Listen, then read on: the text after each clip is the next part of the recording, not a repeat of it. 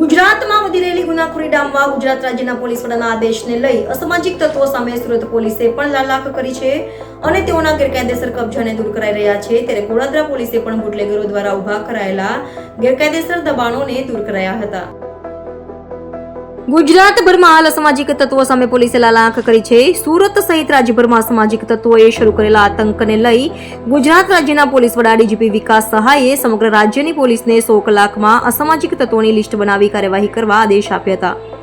જેને લઈ અસામાજિક તત્વો અને બુટલેગરોની ગેરકાયદેસર મિલકતો પર પોલીસ દ્વારા પાલિકા તંત્ર સામે ડિમોલેશનની કામગીરી કરાઈ રહી છે. ત્યારે સુરતના ગોળાદરા વિસ્તારમાં બુટલેગરો દ્વારા સરકારી જગ્યા ઉપર ઉભા કરાયેલા ગેરકાયદેસર પતરાના શેડને પોલીસે પાલિકાની ટીમને સાથે રાખી તોડી પાડ્યા હતા.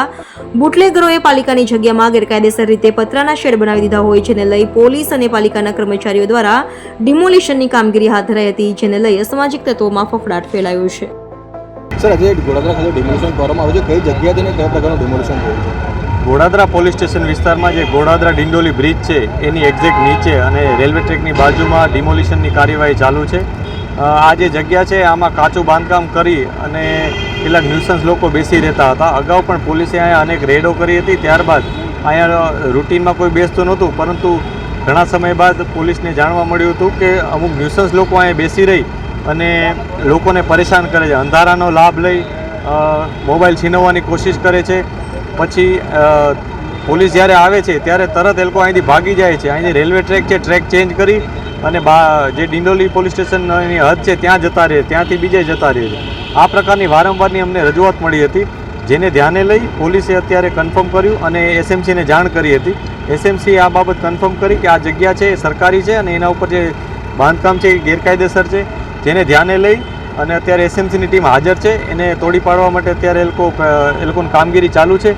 આ દરમિયાન પોલીસ એમની મદદમાં અહીંયા ઊભી છે. અમને તમામ પ્રકારની એ લોકોને જે મદદ છે સિક્યુરિટી બાબતની અમે આપી રહ્યા છીએ. કેટલા ટાઈમથી કબજે કરી રાખેલા? આ કોઈ એક વ્યક્તિએ કે કોઈ એક ગ્રુપે કબજે કર્યો એ પ્રકારનું પોલીસને માહિતી નથી, પરંતુ જે ઘટના છે એમાં એવું હતું કે કાચું બાંધકામ પડી રહ્યું છે અને લોકો અહીંયા બેસી રહેતા. ક્યારેક એક વ્યક્તિ અથવા અમુક લોકો બેસી રહેતા, પછી બીજા બેસી રહેતા હતા.